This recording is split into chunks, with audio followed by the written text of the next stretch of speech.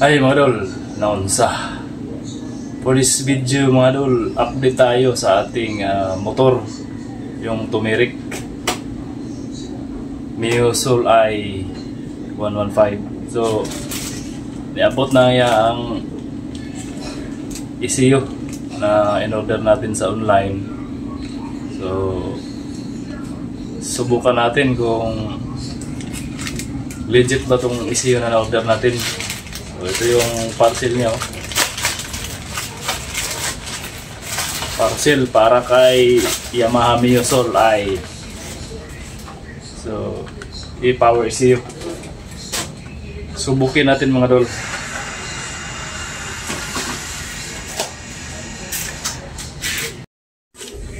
So, ito mga idol, as you can see idol, hindi na natin binalik yung cover niya dito para madali na natin ma-access itong luma niyang ECU.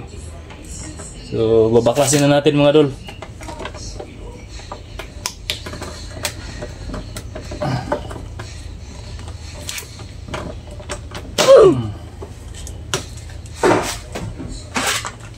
Ito na yung bago niya mga idol. Kaparehas naman siya ng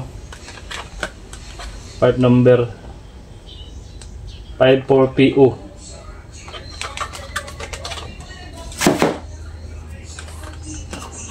Wala ko ng pambukas.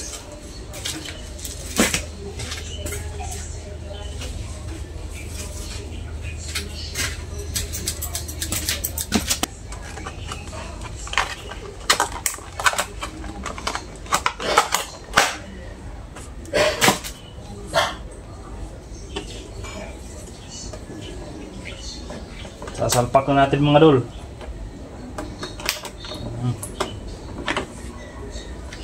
The moment of truth sa harap ng camera. Let's go. Let's start.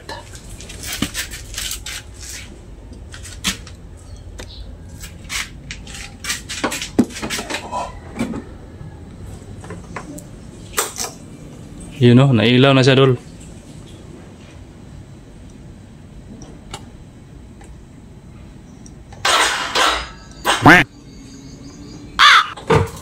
Pumalya mga idol Lobat yata.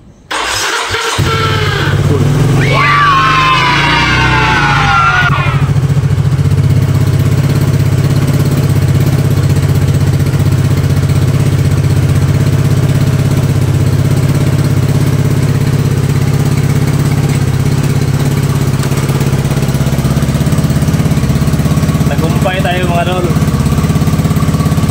Nagumpay tayo sa ating operation, palit ECU operation. So, legit yung ECU mga idol, kahit hindi siya kaparehas ng brand nitong makalagay na ECU. At least napagana niya yung motor. Dahil hindi ko lang alam kung gaano kahaba ang buhay nitong ECU na to. Pero subok naman siguro yan. Okay. Observe na natin kung ilang taon yan magtatagal. At least hindi tayo gasto ng malaki.